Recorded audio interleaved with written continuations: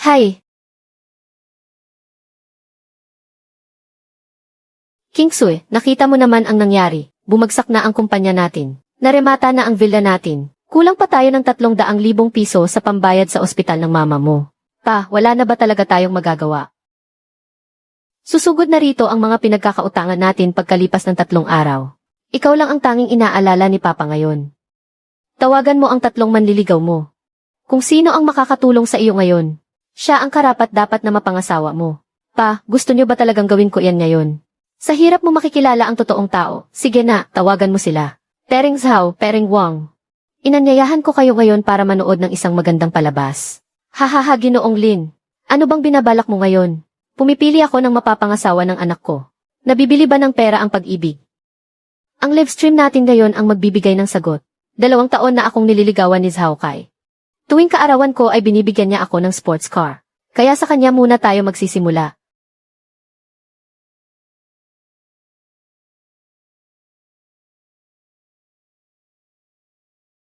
Aba, Senyorita Lin. Bakit napatawag ka yata sa akin ngayon? Zhao Kai, may nangyaring problema sa pamilya ko. Pwede ba tayong magkita ngayon? Sige, magkita tayo, andito ako sa SCAP. Pumunta ka na lang dito.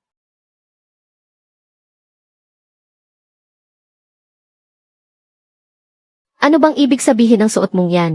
Nagpapanggap ka ba bilang Cinderella? Zhao Kai, nalugi na si Papa. Nawala na sa amin ang bahay at kotse. Nalugi kayo. Hindi ba mayaman ang pamilyang Lin na may daang bilyong halaga ng ari-arian? Bakit bigla na lang kayong bumagsak ng ganoon kabilis? Kaya nga pumunta ako rito para hanapin ka. Kailangan ko ng makakatulong sa akin. Tulong, paano naman kita tutulungan? Mangungutang ka ba o may iba ka pang kailangan? Di ba sinabi mo noon na gusto mo akong pakasalan? Ang gusto kong pakasalan ay ang mayamang senyorita ng pamilyang Lin. Hindi isang pulubi na namumulot ng basura sa tabi ng daan. Kaya mo ba akong bigyan ng 100,000,000 pisong dote? Ang walang kwentang lalaking ito. Mang Zhao, napakagaling ng pinalaki mong anak. Sir Lin, ako. Tignan natin ang susunod. Bagsak ang una. Papa, iniisip ko nga kung nabulag ba ako noon. Sino ang pangalawa? Si Zhu Mingze, isang sikat na investment banker. Tawagan mo na.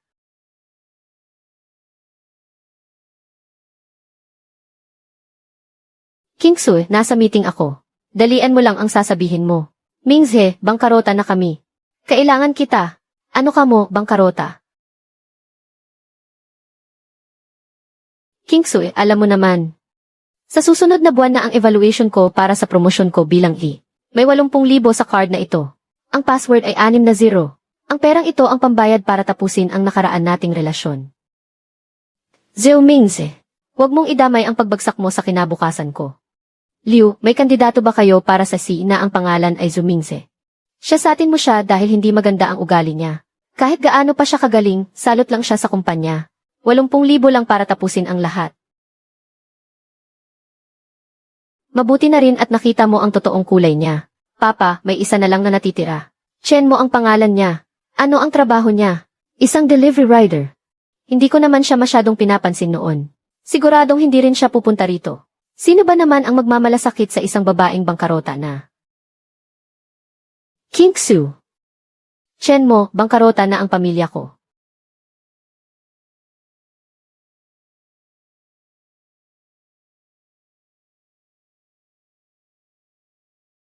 May 3 kilometro pa.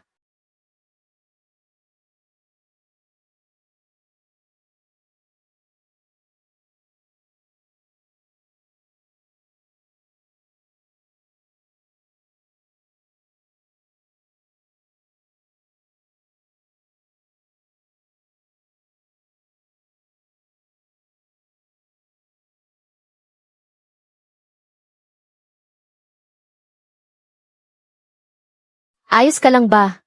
May nanggugulo ba sa iyo? Dumating ka nga talaga. Sinabi mong kailangan mo ako. Siyempre, darating talaga ako, haha. Magandang araw po sa inyo, Tito. Iho, isa ka bang delivery rider? Opo, nagde-deliver po ako ng pagkain. May utang kaming 3,000,000 piso pero dumating ka pa rin. Hindi rin naman makakatulong yan. May 38,000 piso rito. May 12,000 piso pa sa card ko. Inipon ko iyan para sana pambayad ko sa renta. Kapag isinama pa ang mga ito, Aabot lahat sa mahigit 50,000 piso. Pang-emergency muna natin ito. Ito na ba ang lahat ng pera mo? Naka 3,000 biyahe ako noong nakaraang buwan. Naipon ko lang ito. Ito naman ang titulo ng lupa namin sa probinsya. Hindi naman ito ganoon kalaki ang halaga. May e-bike pa ako rito, na mabebenta ko rin ng ilang libong piso. King Sue, mas mahalaga ka kaysa sa pera. Ako nang bahala sa iyo simula ngayon.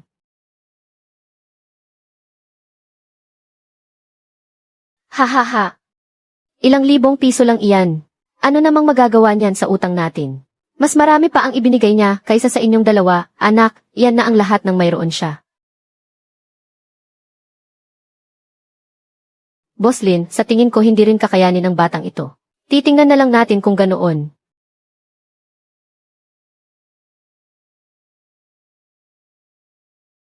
Paano kung sabihin ko sa iyo, na hindi lang 3 milyong piso ang kabuuang utang?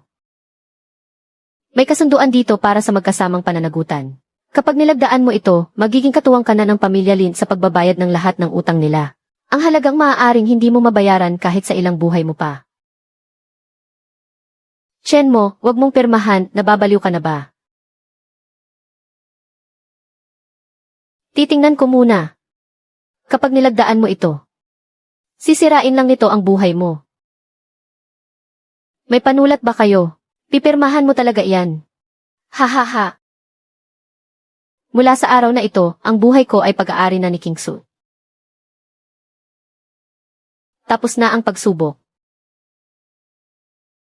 Chen mo, wag kang magpakatanga. Wala kang kinalaman dito. May kinalaman ako rito. Simula noong araw na nagustuhan kita. Ang mga problema mo ay problema ko na rin. Tito, walang halaga ang buhay kong ito. Pero sapat na ito para bigyan si King Sue ng pagkakataong mabuhay ng maayos. Alam mo ba kung ano ang ibig sabihin ng kasunduang ito? Sulit na. Ang tanga-tanga mo talaga. Tahan na nandito naman ako. President Lin, kasunduan lang naman ng ilang milyong piso ang pinirmahan ng batang yan. Sino ba namang hindi marunong umarte? Nakita mo ba? Pumirma ba talaga ang anak mo? Wag na nating pag-usapan ang 3 milyon. Nakasulat na ba ang anak mo ng kahit 30,000 pisong promissory note?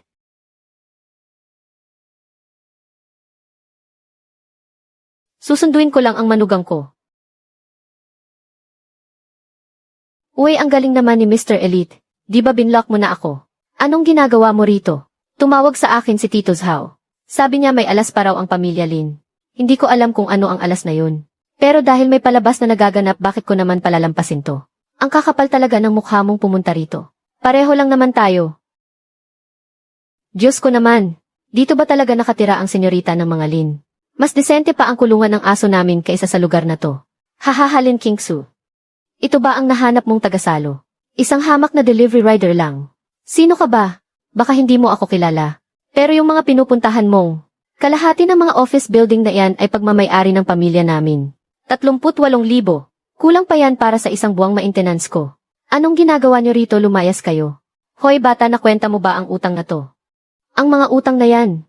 Kulang pa ang kikitain niya sa pagde-deliver habang buhay para dyan. Alam ko at ako ang magbabayad pati ang mag-aalaga sa kanya. May pakialam ka ba? Hahaha, narinig nyo ba yun mga bro?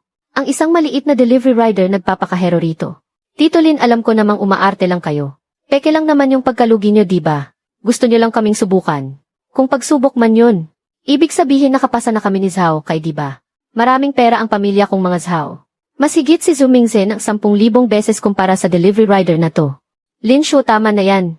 Sabihin mo ang totoo.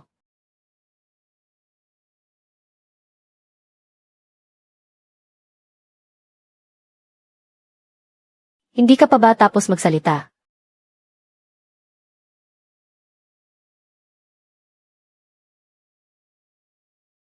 Sir Lin. Lin Wanli. Anong nangyayari dito? Dalawang ama. Sir Lin, tapos na po ang gawain ko. Ano ba talagang nangyayari dito? Ang perang kinikita ng pamilya Lin sa loob ng 3 araw ay sapat na para bilhin ang kalahati ng kumpanya ng mga Zhao. 80,000 piso para bilhin ang anak ko. Sibak ka na sa trabaho. Ano? Tito Lin, nagkamali po ako. Iba-blacklist ka sa buong industriya. Balik ka sa wala. Sir Lin, bata pa po at walang alam ang aking anak. Humihingi kami ng tawad. Proyektong nagkakahalaga ng 10 bilyon. Ipinatigil ko na. Ganyan talaga ako kumilos. Hindi ka ba natatakot sa akin? Natatakot ako pero kailangan kong tumayo sa harap ni King Su. Si the kid you hahaha. Napakahusay. Ang bilyon-bilyong ari-arian ng pamilya Lin ay ibibigay lahat kay Chen mo. Napakahusay. Ang bilyon-bilyong ari-arian ng pamilya Lin ay ibibigay lahat kay Chen mo. Papa. Huwag. Tito Lin. Hindi ko po pwedeng tanggapin ang perang ito. Anong sinabi mo? Ayoko ng bilyon-bilyong ari-arian. Ang pagtulong ko kay King Su ay sarili kong desisyon. Walang kinalaman ang pera dito. Chen mo. Alam mo ba kung ano ang tinatanggihan mo? Iyan ang perang hindi mo maubos kahit sa ilang buhay mo pa. Alam ko po pero ang perang hindi ko kayang ubusin ay hindi ko naman pag-aari. May e-bike naman ako at malusog ang katawan ko. Kaya kong buhayin ang sarili ko. At kaya ko ring buhayin si King Su, sapat na iyon. Tinawagan ako ng station manager ng 3 beses kaninang umaga para madaliin ang mga order. Pwede ba akong bumalik sa pagde-deliver ng pagkain? Iyan talaga ang itinatanong mo sa akin. Kulang kami sa tao sa istasyon. Malapit na ang dagsa ng order sa gabi. Naghihintay pa sa akin ang mga kasamahan ko. Tinatanggap kita bilang anak-anakan ko. Pa. Tinatanggap kita bilang anak-anakan ko. Pa. Kahit huwag mo munang tanggapin ang mga ari-arian ko ngayon. Pero simula sa araw na ito, anak-anakan na kita. Kung sino man ang humarang sa pagde-deliver mo, ako ang makakaharap niya. Hawakan mo ang card na ito. Bahala ka kung gagastusin mo o hindi. Pero kailangan mong tanggapin ito. Ito ang nararapat para sa isang miyembro ng pamilya Lin. Salamat po, Tito Lin. Antayin niyo po akong matapos sa dagsa ng order mamayang gabi. Pagbalik ko, ibibilhan ko kayo ng masarap na pagkain. Loko ka talaga. Chen mo, pupunta ka pa ba o hindi na? Opo, papunta na ako. 5 minuto na lang at nandoon na ako. Saan ka ba nagsuot buong hapon, buwisit ka? 3 oras. Sasabog na ang cellphone ko sa dami ng tumatawag sa akin. May inayos lang akong personal na bagay. Personal na bagay? Anong personal na bagay ang mas importante kaysa mag-deliver? Isang napakahalagang bagay para sa kinabukasan ko. Ililibre kita ng hapunan mamayang gabi para maikwento ko sa iyo ang lahat. Ano ka mo? Hindi ba pwedeng sumakay sa service elevator ang taga-deliver ng pagkain? Ang baho, amoy pawis. Wala na talagang modo ang mga taga-deliver ngayon. Hindi man lang marunong magsabi ng pasensya po. Sinasabi ko sa iyo, ganyan na talaga ang buhay ng mga taong tulad niya habang buhay. Bakit ngayon lang dumating ang malatang ko? Huli na ng 3 minuto. Nagkamali ka kasi na nilagay na address. May 2 tower rito. 10 minuto ko itong hinahanap. Nagdadahilan ka pa, gusto mo bang ireklamo kita ngayon din? Magandang araw po, Secretary Chen. Mr. Chen, pinasundo po kayo ni President Lin. Nasa ibaba na po ang sasakyan. Mr. Chen, hindi ba delivery rider lang siya? Ang tinutukoy ninyo ay ang tagapagmana ng ating Lin Group. Alam iyan ng buong kumpanya. Sandali lang, bigyan mo ako ng 1 minuto. Ihahatid ko lang itong huling order. Pakipirmahan naman po. Huwag niyo lang po sana akong areklamo. Batang Boss Chen, kanina po. Delivery rider lang naman ako.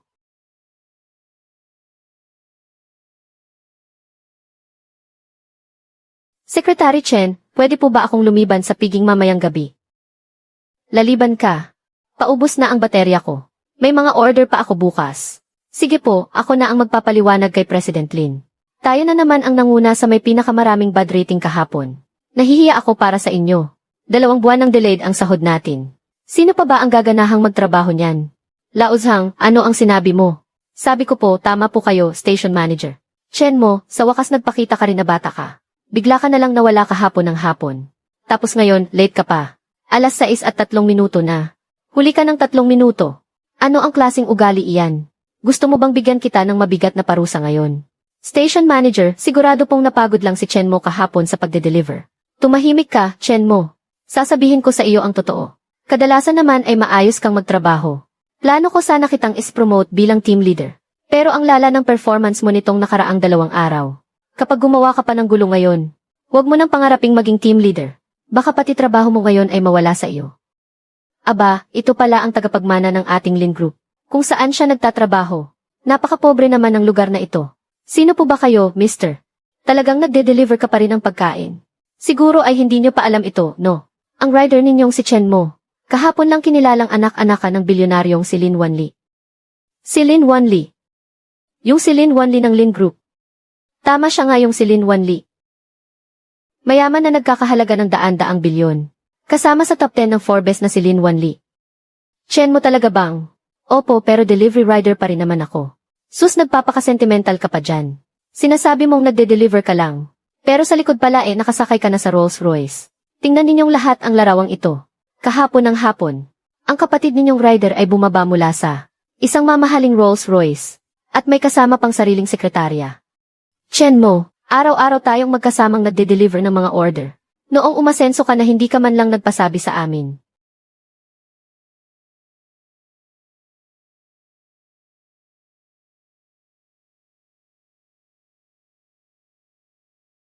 Kung hindi ganoon ano pala ang totoo?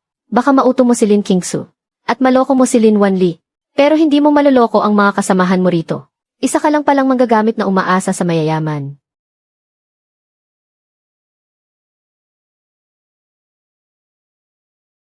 And Mr. Lin.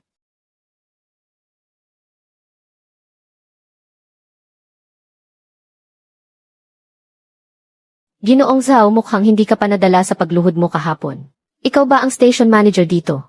Opo, ako po si Wang Debiao. Simula sa araw na ito, ang sangay na ito ay pagmamay-ari na ng Lin Group. Nakumpleto na ang pagbili rito kahapon. Pagbili, kasama na ang buong serbisyo ng logistika ng yuntong sa buong rehiyon. Ay binili na rin namin ng sabay, sa kabuang halaga na 68 milyong piso. Chen mo, sinabi ko naman sa iyo. Hindi ka dapat magtiis sa lugar na pinagtatrabahuhan mo. Simula sa susunod na buwan, doble na ang magiging basic salary ng lahat ng mga rider. Lahat ng mga benepisyo at insurance ay hulugan ng buo. At babaguhin din ang lahat ng pasilidad sa sangay na ito. Chen mo, ay hindi pala kuya mo, pasensya na kanina.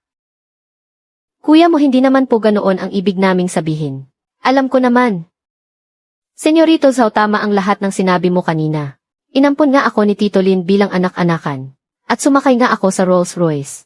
Pero hindi ko kailanman niloko ang kahit na sino. Ano bang gusto mong mangyari? Wala naman akong gustong mangyari. Gusto ko lang sabihin sa iyo. Ginawa mo ang lahat para lang. Hindi ko maiharap ang mukha ko sa aking mga kapatid. Pero 1 taon ko nang kasama ang mga kapatid na ito. Sabay kaming kumain ng mga nakakahong pagkain. Sabay nagtago sa mga tanod sa kalye. Sabay na nagtulak ng motor sa gitna ng malakas na ulan. Hindi nila kailangan ang paliwanag ko. Pero ikaw, Zhao Kai, may ganyan ka bang mga tao sa tabi mo? Ihatid ang bisita sa labas. Chen mo, humanda ka. Pagsisisihan mo ito. Hihintayin kita. Kuya mo, naging mayaman ka na pala, bakit hindi mo agad sinabi? Pinag-alala mo pa kami ng walang dahilan. Kuya mo, ang mga sinabi mo kanina. Itatanim ko sa isip ko habang buhay. Siya nga pala, tuloy ba ang pulong natin ngayong umaga? Tuloy, syempre tuloy. Boss Chen, magbigay ka naman ng mensahe. Huwag kayong magbiro. At charge muna ninyo ang mga dekuryenteng motor. Mayroon pa tayong 100 ay de-deliver ngayon. Magde-deliver pa rin ba tayo ngayon? Nangako na ako sa mga kapatid natin. Kulang sa tao ang istasyon natin ngayon. Kung hindi ako tutulong, mapapagod sila ng husto. Mas lalo ko nang nagugustuhan ang batang ito. Ang puso at ugali ni Ginoong Chen ay talagang hindi mapapantayan ng ordinaryong tao. Hindi basta-basta susuko ang batang Zhao na iyon. Sabihan ng grupo ng seguridad na bantayan siyang mabuti.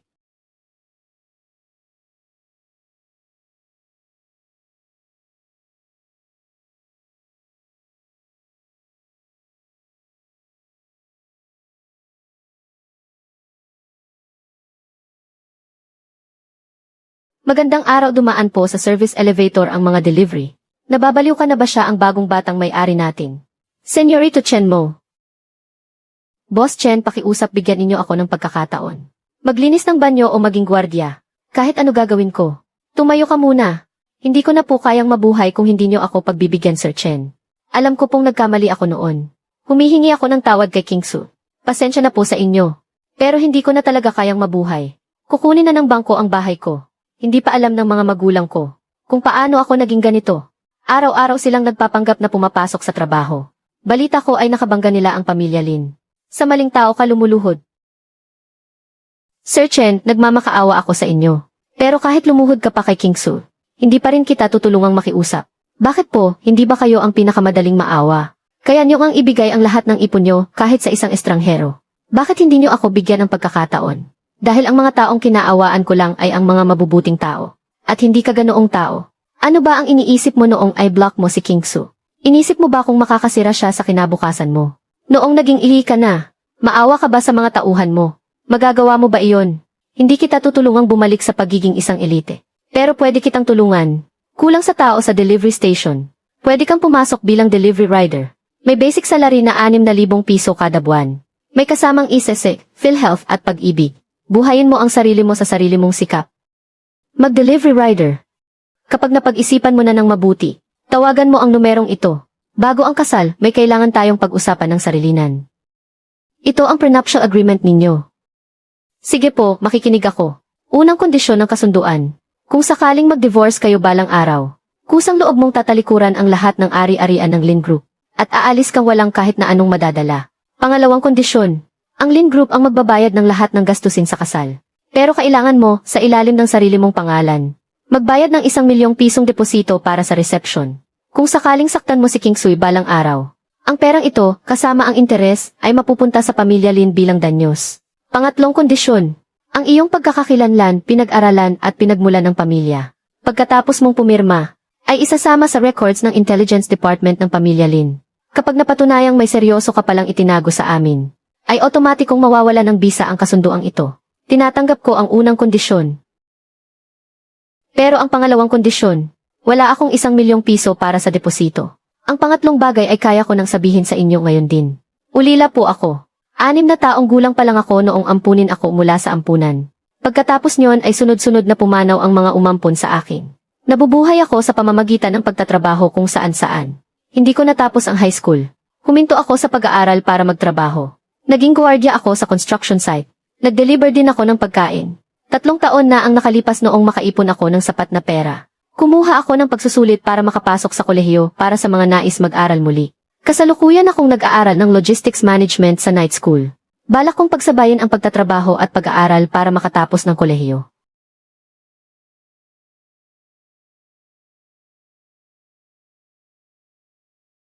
Wala po akong inililihim sa inyo. Paano namatay ang mga umampon sa iyo? Ang tatay na nag-ampon sa akin ay nasa construction site. Sa ilalim ng matinding init na 36 na degree, dire-diretso siyang nagtrabaho ng 17 oras. Na-heatstroke siya at walang nakapansin kaagad. Masyadong mahal ang bayad sa ospital. Hindi niya ipinaalam sa akin. Kusa niyang itinigil ang pag-inom ng gamot. Kaya noong araw na iyon, ang ginawa mong paglalabas ng lahat ng ipon mo. Hindi iyon pagpapanggap lang. Hindi po sa ganoon, sadyang alam ko lang talaga kung gaano kahirap ang walang pera. At alam ko rin kung ano ang kayang isakripisyo ng isang tao para lang sa pera. Kanselado na ang kasunduan. Sa hinaharap, ang kalahati ng yaman ng pamilyang ito ay magiging sa iyo na rin. Hindi dahil sa isa kang ulila, kundi dahil sa kabila ng lahat ng pinagdaanan mo. Napanatili mo pa rin ang kabutihan sa iyong puso para sa mundong ito. Karapat-dapat ka para sa aking anak.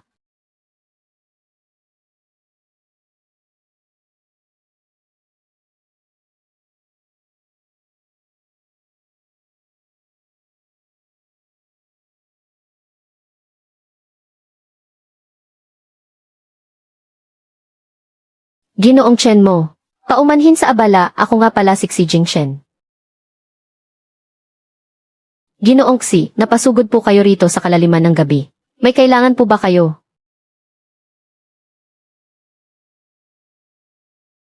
Ginoong Chen, para hindi na humaba pa ang usapan. Bukas ay magiging manugang ka na ng pamilyang Lin. Pero nais ko sanang sa ibang pamilya ka na lang maging manugang. Anong ibig ninyong sabihin? May anak din akong babae. Kararating lang niya galing sa pag-aaral sa ibang bansa. Kung kakanselahin mo ang kasunduan ninyo ng kasal kay Lin Kingsu, pakasalan mo ang anak ko. Magkakabisa agad ang kontratang ito. Panimula pa lamang ang halagang iyan.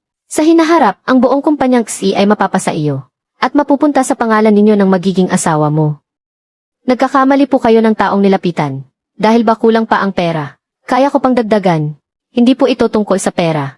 Kung ganoon, ano pala? Naaawa ka ba kay Lin Wanli? O sa anak niyang babae? Chen mo, sa tingin mo ba talaga ay tapat sila sa iyo? Pinili ka ni Lin Wanli dahil mismo sa kahirapan mo. Ito ay tinipon ng isang dating empleyado. Bago ka subukan ni Lin Wanli, nag-imbestiga muna siya ng husto tungkol sa iyo. Ang kita mo, ang mga nakakasalamuha mo sa buhay, pati ang bawat negatibong review sa iyo. Alam niya ang lahat ng iyan ng napakalinaw. Hindi ka niya pinili dahil mahusay ka. Alam ko pong walang itinago sa akin si Tito Lin noong una pa lang. Batid ko ang lahat ng ginawa niyang pagsubok sa akin. Sinabi rin niya sa akin na inimbestigahan niya ang background ko. Dahil naranasan ko ng maging mahirap. Kaya hindi ko kailanman tatalikuran ang isang tao para lang sa pera. Ginoong Xi, nagsimula rin po kayo sa wala. Nagbenta po kayo ng almusal noon para simulan ang inyong negosyo. Kung may nag-alok po sa inyo ng malaking pera noong panahong gipit na gipit kayo, susuko po ba kayo? Hahaha, sa buong buhay ko, marami na akong binato ng pera. Pero ikaw ang kauna-unahang bumato sa akin pabalik. Chen Mo, alam mo bang 20 taon kaming naglabanan ni Lin Wanli? Kung bakit hindi ko siya kailanman tinalo? Dahil 20 taon na ang nakalilipas. Kabaligtaran ng pinili mo ngayon ang ginawa kong desisyon noon.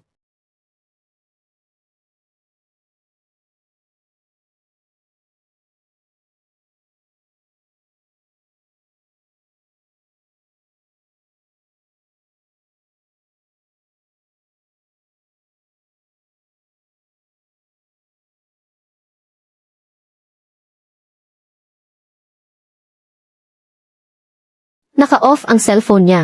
May nangyari kayang masama sa kanya.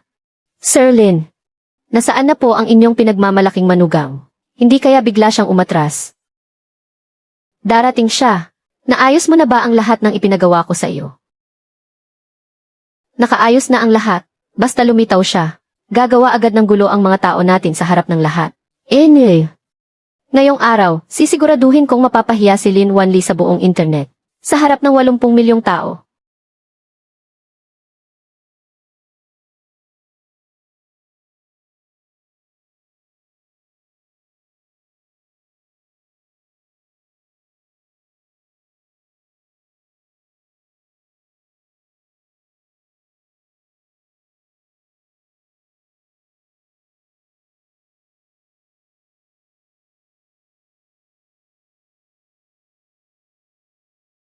Kuya, dumating po talaga kayo. Maraming salamat po.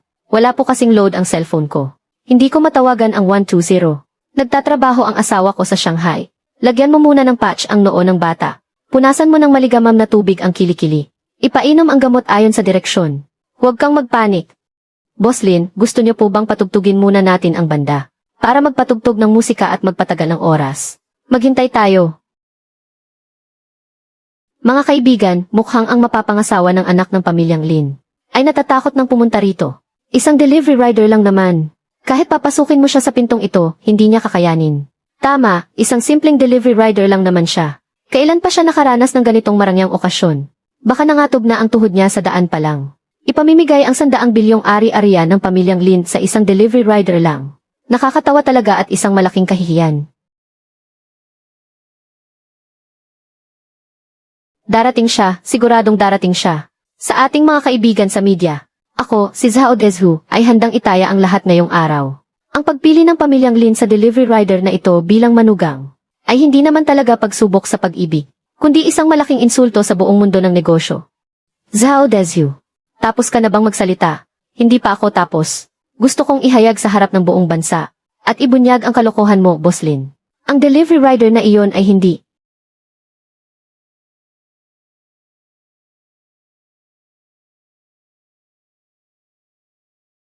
Pasensya na po, nahuli ako ng dating. Tingnan ninyong lahat. Nakasuot pa nga siya ng uniforme ng delivery rider para lang umattend sa kasal. Boss Lin, ito ba ang pinili ninyong manugang sa dinami-rami ng pagpipilian? Ha. Kaninong anak yan? Isang bata sa looban. Ang taas ng lagnat. Mag-isa lang ang nanay sa bahay. Baka mapano kapag nahuli ang gamot. Mga kaibigan, siya ang lalaking pakakasalan ko, si Lin Qingsu. Sa daan, para lang. Sagipin ang anak ng isang estranghero. Ipinagpaliban niya ang sarili niyang kasal. Ang isang taong tulad niya, karapat-dapat bang maging manugang ng pamilyang Lin? Papa, siya lang ang pakakasalan ko. Mga kaibigan, tinanong niyo ako kanina kung bakit siya ang pinili ko. Dahil ang kayamanan ay pwedeng kitain. Ang katayuan ay kayang pagandahin. Ang taong handang magsakripisyo para sa anak ng estranghero kahit mahuli sa sarili niyang kasal. Pababayaan ba niya ang sarili niyang asawa? Ang tagay na ito ay para sa aking manugang. Para sa kanyang busilak na puso. Baliw na kayong lahat. Ngayon, maaari nang magpalitan ng singsing ang ikakasal.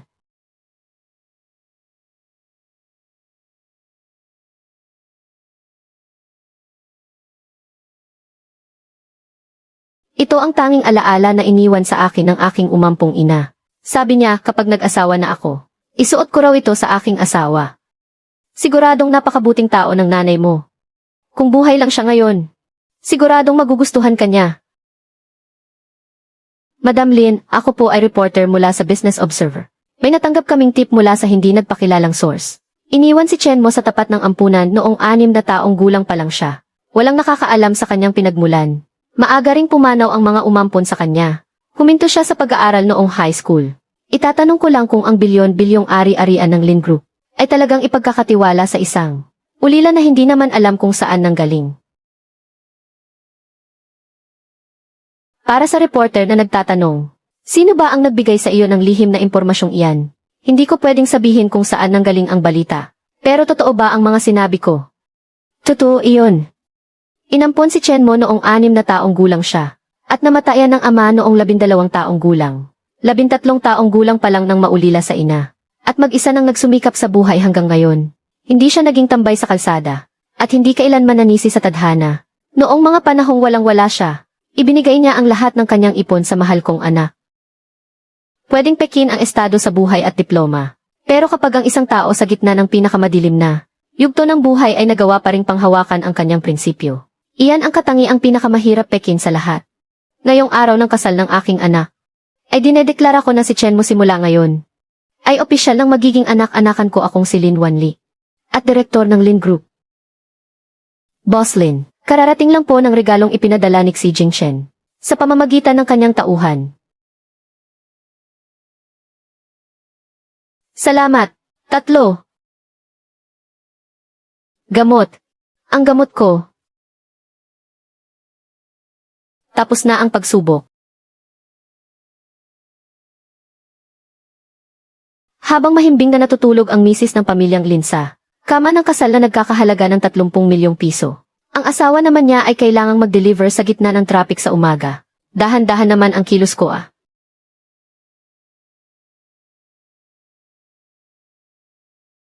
Hintayin mo ako ng 5 minuto. Ano bang gagawin mo?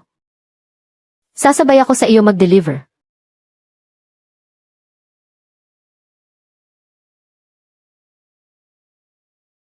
Teka, hindi ba ito ang sikat na anak ng pamilyang Lin na nasa telebisyon? Kuya mo, bakit mo dinala rito ang lady boss? Ay mali, bakit mo pala dinala rito ang misis mo? Huwag niyo na akong tawaging senyorita. Bagong rider po ako ngayon. Rider 527, patulong naman po. Madam, bakit po kayo nandito at hindi man lang po kayo nagsabi? Ipaghahanda ko po kayo agad ng pribadong sasakyan. Station Master, sasama po akong mag-deliver kay Chen Mo ngayon. Lahat ng mai-deliver niya ay isulat niyo sa pangalan ko. At doon niyo po kwentahin ang makukuha naming insentibo. Huwag niyo na po kaming bigyan ng espesyal na trato. Ngayon ko lang nalaman na sa daan papunta sa trabaho mo ay makakakita ka pala ng napakaraming magagandang tanawin. Dati nakayuko lang ako habang nakatingin sa gig. Ngayon ko lang napansin na maganda pala ang daang ito. Ang bolero mo naman. Huwag ka nang umakyat, nasa ika-6 na palapag iyon. Sino bang nagsabing magpapakatamad ako?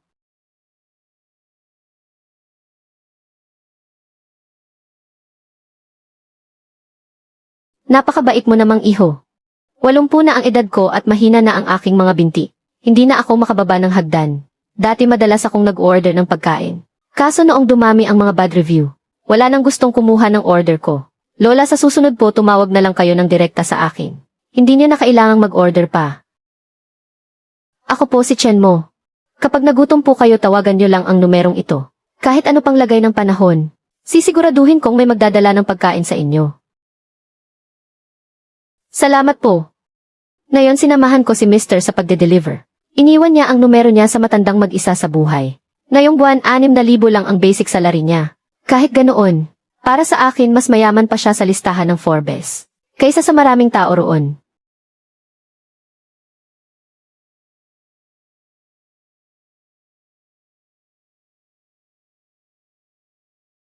Magandang araw po, sir. May maipaglilingkod po ba ako? Ako po ang bagong empleyado na magsisimula ngayon. Ang Strategic Development Department sa ikalawang palapag ay doon sa cargo elevator. Mukhang wala namang gumagamit sa passenger elevator. Sa cargo elevator sumasakay ang mga intern. Patakaran iyan ng kumpanya.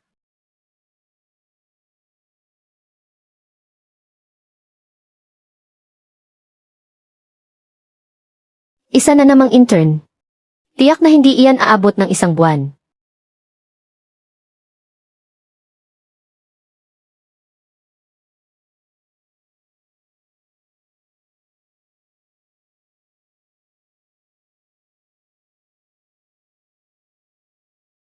Bagong dating. Magandang araw po, Manager Gao. Ako po si Chen Mo. Kasalukuyan po akong nag-aaral para sa Adult Education Degree. Dati po akong delivery rider. Ang standard ng EUC sa pag-hire ngayong taon. Nakapikit ba nilang ginawa iyon? Gagawin ko po ang lahat para matuto. Pagsisikap. Ito ang Lin Group. Hindi ito isang delivery hub. Hehe, dito pa talaga. Ang pagsisikap ang pinakamawalang halagang bagay. Pumunta ka sa archive room at kunin ang mga file ng proyekto sa nakaraang 3 taon. At organisa mo ang mga ito sa Excel. Ipasa mo iyan bago mag-umpisa ang trabaho bukas. Sige po. Kamusta, gaano nakalaki ang natatapos mo? 2 oras na pero 1/3 pa lang ang natatapos ko. Alam mo ba na 3 taon na ang nakalipas sa Strategy Department? May isang intern na gumawa nito sa loob lang ng 2 araw. Sa ganyang bagal ng kilos mo ngayon, kapag hindi mo iyan naipasa bukas ng umaga, tapos na agad ang internship mo.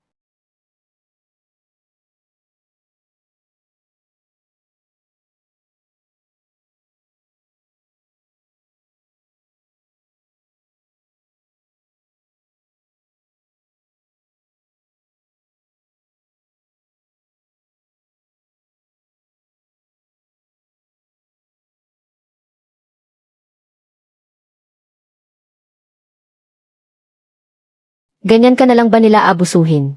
Bakit ka nandito? Ang tulungan ang asawa ko sa trabaho. Ay natural lang naman talaga. Huwag na. Sisiw lang ang trabahong ito. Noong nagde-deliver pa ako ng pagkain ay madalas akong magpuyat. Sanay na ako. Unang araw mo palang bilang intern ngayon. Pero binigyan ka na agad ng trabaho na pang 3 tao. Di ba? Gusto lang siguro akong subukan ni Manager Gao kung kaya kong magtrabaho sa ilalim ng pressure. Subukan, panggigipit ang tawag dyan. Bukas na bukas kakausapin ko si Papa para paimbestigahan ang Gao Weixiong na iyan. Huwag, kung gagamitin ko ang pagiging manugang ko sa pamilyang Lin para manggipit ng tao. Ano pang pagkakaiba ko sa mga taong iyon noon? Alam mo ba, parehong-pareho ang sinabi mo sa mga narinig ko kay Papa. Noong nakaraang araw lang ay sinabi niya sa akin. Ang pinakamalaking problema ng pamilyang Lin sa mga nakalipas na taon ay hindi ang kawalan ng merkado, kundi ang napakaraming tao na ginagamit ang kanilang posisyon para mang-api ng iba. Kailangan ng kumpanyang ito ng isang tao upang ipaalala sa kanila muli kung ano ang tunay na kahulugan ng pagpapakita ng kakayahan. Kahit anong oras ka pa matapos sa pag-overtime mo, sasamahan kita hanggang sa matapos ka. Sige, dumako na tayo sa pinakatampok na bahagi ngayong araw. Ang proyekto para sa commercial complex sa Huaxi New District. Ayon sa paunang pagsasaliksik ng kagawaran ng komersyo, hindi maganda ang naging resulta ng pagtataya sa dami ng tao. Kaya hindi pa rin natin magawa ang modelo para sa kikitain ito. Sa ngayon ang proyektong ito, 2 quarter na tayong huli sa ating schedule. Sa mismong board meeting ay direkta tayong pinahiya at sinermunan ang strategic department natin. Kaya ngayong araw kailangang makapaglabas kayo ng solusyon. Sige, magsalita ka. Ang occupancy rate sa Huaxi New District ay wala pang 30%. At hindi pa tapos ang mga pasilidad sa paligid nito. Siguradong lulugi lang tayo kung magpapatayo ng high-end na mall. Pero kung pangmasa naman ang gagawin natin, hindi naman ito tugma sa prestihiyo ng Lin Group. Kaya ano ngayon ang suhestyon mo? Mas mabuting isantabi muna natin ito pansamantala. Ipagpaliban at mag-abang muna tayo. Ibig sabihin nagkasundo ang lahat na huwag na itong ituloy. CJ, ilalagay ko na lang sa ulat natin na inirerekomenda ng buong departamento na ipagpaliban muna ito. Tapos na ang meeting. Gao King Chang, mayroon po akong naisip. Ano naman ang maiisip ng isang intern?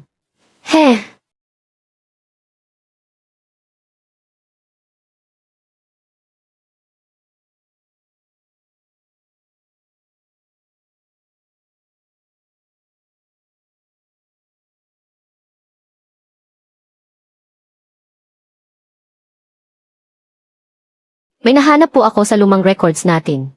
10 taon na ang nakalipas sa Foshan New District. May ginawang community commercial project ang Lin Group. Ang paunang occupancy rate noon sa proyekto sa Foshan ay 28% lang din. Halos kapareho nito ang profile ng mga nakatira sa Huaxi ngayon. Karamihan ay mga bagong tatag na pamilya. Hindi sila nagpatayo ng high-end na mall doon. Sa halip ay gumawa sila ng isang community life center. 30% para sa mga serbisyong pangkomunidad. 40% para sa mga play area at edukasyon ng bata. At 30% para sa mga pangunahing tindahan. Kumuha rin ako sa system natin ng data ng mga delivery order sa Huaxi New District. At ang may pinakamalalaking order ay ang mga kategoryang ito. Mga gamit ng baby, mga pagkain ng bata at pagkain ng alagang hayop. Ano ang ibig sabihin nito? Ibig sabihin ang mga nakatira rito ay mga bagong pamilya. May mga anak sila at may mga alagang hayop.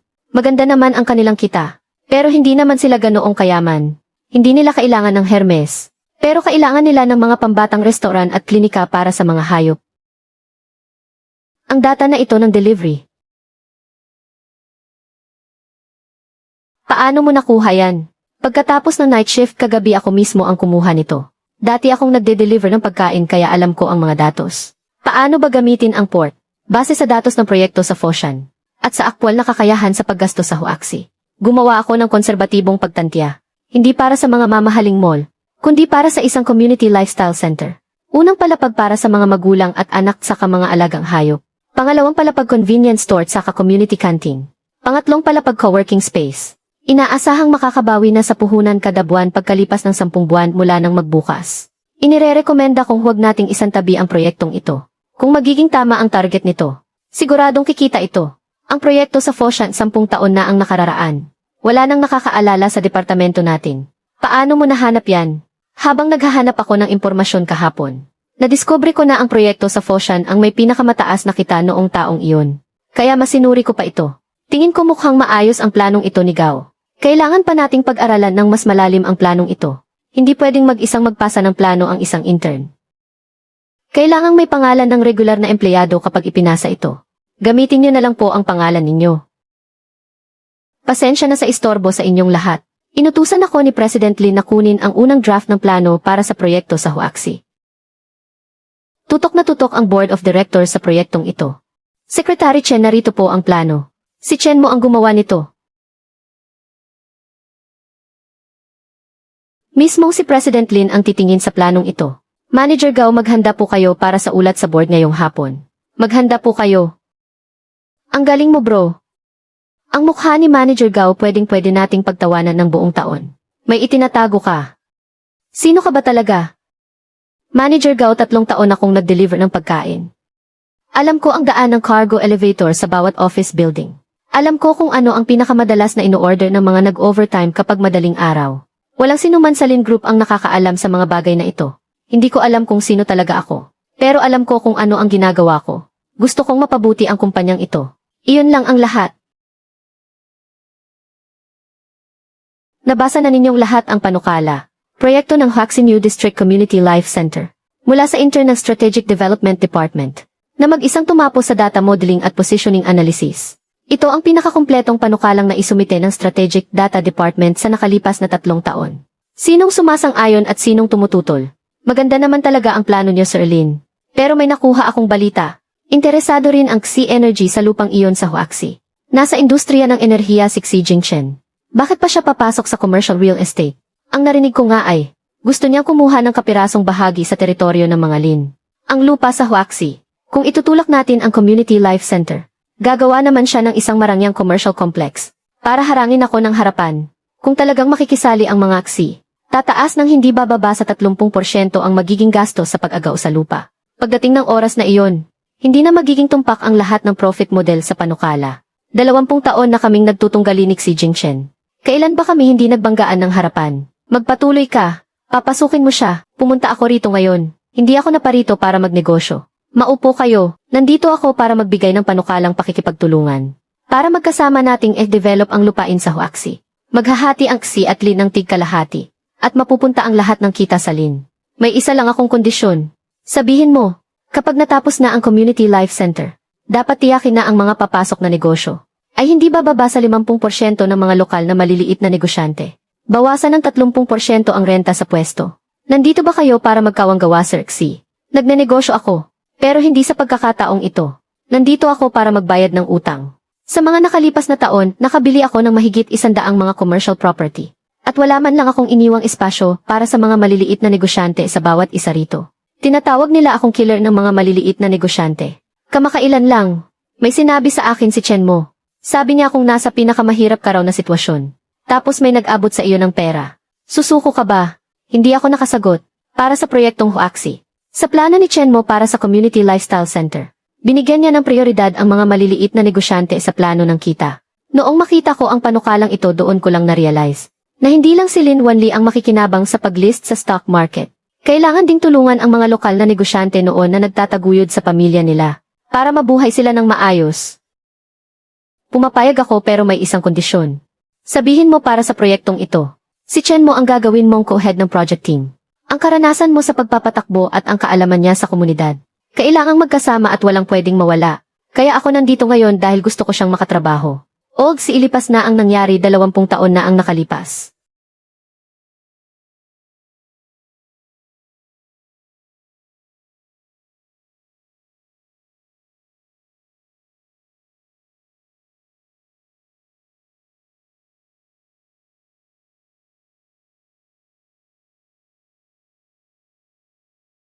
Manager Gao, pinapapunta po kayo ni Sir Lin sa meeting room 2. Sige po.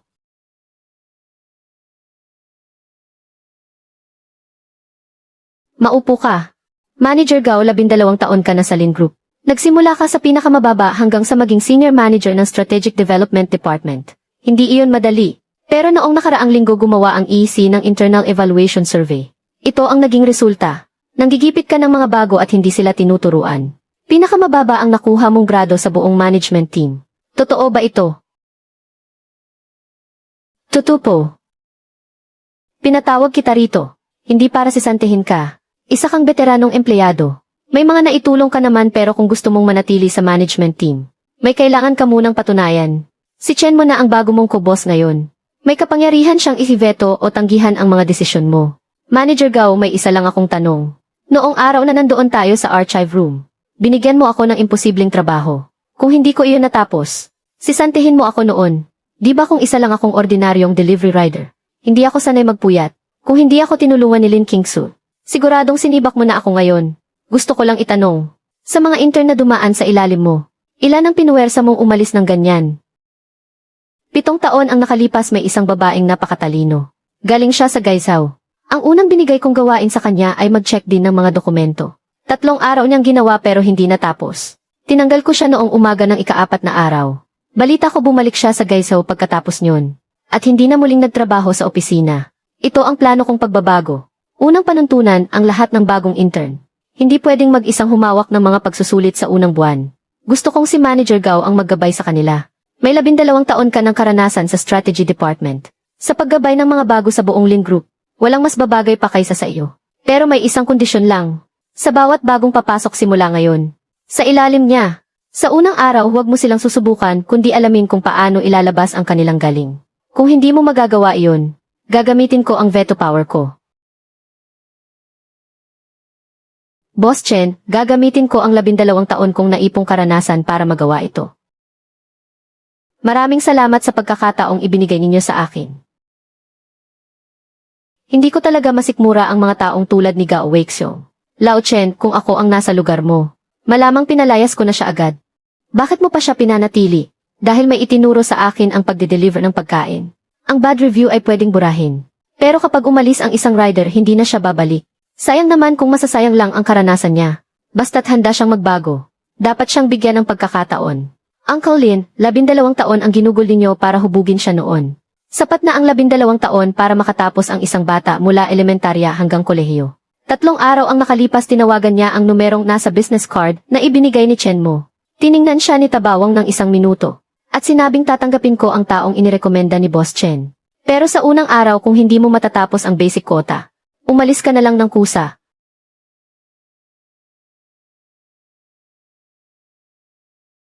Boss Chen. Walang Boss Chen sa hub. Si kuya mo lang.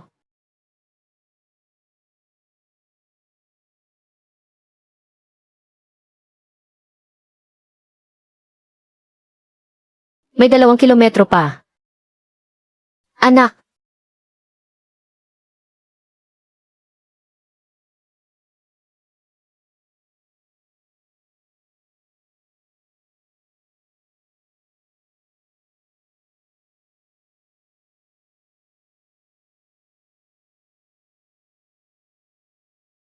Anak, nagde-deliver ka ba ng pagkain ngayon? Opo, pa. Nagde-deliver po ako ng pagkain ngayon. Kung libre ka ngayong weekend, bisitahin mo naman ang mama mo. Miss na miss ka na niya. Opo. Dadalhan ko kayo ng masarap na pagkain sa susunod. Lauzhang, 38 order, pwede na rin. Sana makaapat na po ka bukas. Xiao Liu, 29 na order. Nagtamad-tamaran ka na naman kaninang hapon, no? Nalubat ang A-bike ko. Si Station Manager Zhu Minghe, nakatapos ng 42 order ngayon. Record sa isang araw. Pinakamataas na record para sa isang baguhan sa hub. Ang galing mo edukadong tao. Unang araw mo pa lang, ganyang bilang na agad ang natapos mo. Zhu Minghe, magpahinga ka muna bukas. Hindi naman ako pagod, kaya ko pa ring bumiyahe bukas. Hindi kita pinarurusahan. Namamagana ang tuhod mo, kapag bumiyahe ka pa, baka mapano ka. Magpahinga ka ng mabuti ng isang araw. Huwag ka nang magdrama, lalamig na ang pagkain.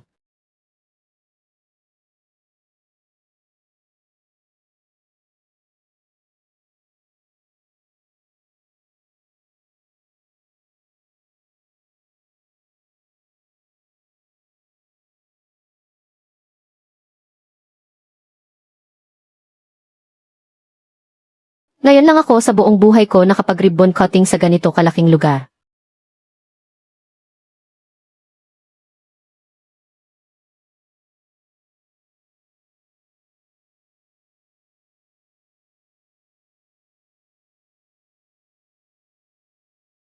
Mang Lin, kakaiba ang manugang mong iyan. Alam ko. Balak ko nang magretiro, matanda na ako. Panahon na para ibigay ito sa mga kabataan. Magre-retiro ka na, akala ko ba sinabi mong hindi ka magre-retiro habang buhay? Hehe, napapayag ako ng kakaibang taong iyon.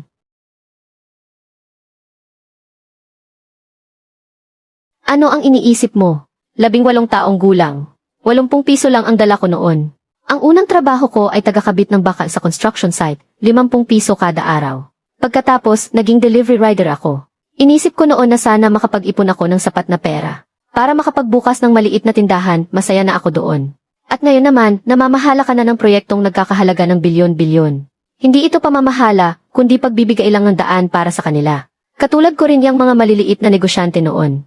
Nangangailangan lang talaga sila ng pagkakataon. Isa ka lang delivery rider. Pero ikaw din ang pinakamayamang taong nakilala ko. Dahil nandyan ang buong komunidad na to. At napakaraming tao na natulungan mo. Maihihilingin lang sana akong pabor sa'yo. Sige, sabihin mo. Simula ngayon, magtabi tayo ng parte ng dibidendo ko taon-taon. Para ipantulong sa mga negosyanteng hindi makabayad ng upa. Dahil nawalan sila ng trabaho. Doon naman talaga ang pinakamahirap na bahagi noon. Matagal na nating ginagawa yan. Ginamit ni Papa ang pangalan mo para tulungan ang 77 negosyo. Sasabak ka talaga sa biyahe ngayong rush hour sa gabi. Tayong dalawa ang sasabak sa biyahe ngayong gabi. Ang may bahay ng pamilya Lin, nagpa-part-time bilang delivery rider. Siguradong magte-trend to sa social media. Aabot pa ba tayo kung ngayon tayo aalis? Huling-huli na tayo. Noong huling sinamahan kita mag-deliver maghapon. Nakilala na ako ng buong internet. Di mag-trend ulit tayo. Kumapit ka ng mahigpit, ang destinasyon natin ngayon ay ang Happiness Station. Kuya mo, ate. Mas marami akong makukuhang order sa inyo ngayon. Pagod ka ba? Hindi naman, ikaw ba? Ngayon ko lang naramdaman sa buong buhay ko na ganito kasulit ang lahat.